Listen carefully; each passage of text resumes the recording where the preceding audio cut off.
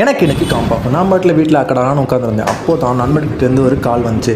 என்னடா நான் வாடா பேங்க்கு போகணும் அப்படின்னு சொல்லிட்டு இருந்தான். சரி ஓகே நம்மளும் சும்மானே இருக்கோம், பேங்க்கு போவோம், முடிச்சுட்டு அப்படியே ஊர் பொறுக்குவோம் அப்படின்ட்டு ஒரு பிளானை போட்டு போனால் அது சரியான பேங்க்கு. உள்ளே என்ட்ரி கொடுத்தே பாருங்க.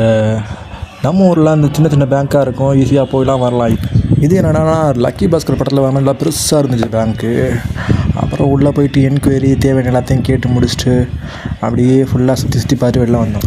அடுத்து வெளியே பார்த்தா சனி பகவான் என்னையே பார்த்துட்டு இருந்தார். அப்புறம் அவருக்கு ஒரு வணக்கத்தை போட்டு அங்கேருந்து கிளம்பியாச்சு. அப்புறம் பெங்களூரில் இன்றைக்கி அடித்த வெயிலுக்கு ஜூஸாக குடிச்சா தான் உயிர் வாழ முடியும் அப்படின்ற மாதிரிலாம் நிலைமை வந்துருச்சு. அதோட போயிட்டு ஒரு கரும்பு ஜூஸை போட்டு அப்புறம் அப்படியே அங்கேருந்து கிளம்பியாச்சு.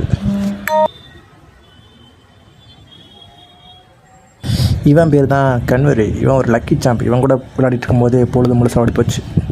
அப்புறமா ஈவினிங் நேரத்தில் போயிட்டு கோபி மஞ்சூரியன் எல்லாத்தையும் வாங்கிட்டு வந்து செம்மையாக சாப்பிட்டு என்ஜாய் பண்ணி டே அருமையாக கழிச்சாச்சு.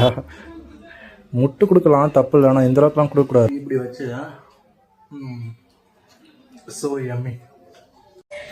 ஈவினிங் டைமில் ஸ்நாக்ஸு வித் விளாக்ஸு அப்படின்னு இப்போ டிவியை போட்டு பார்த்துக்கிட்டே டைம் பாஸ் பண்ணிகிட்டு இருந்தா அப்படியே டைம் போயிடுச்சு. இன்றைக்கி டேயும் ஓடிடுச்சு. ஸோ இன்றைக்கி உருப்படியாக செஞ்சதுன்னு பார்த்தா ஒன்றுமே இல்லை. பட் இன்ட்ரெஸ்டிங்காக சொன்னதுதான் நிறையா இருக்குது. Bye bye.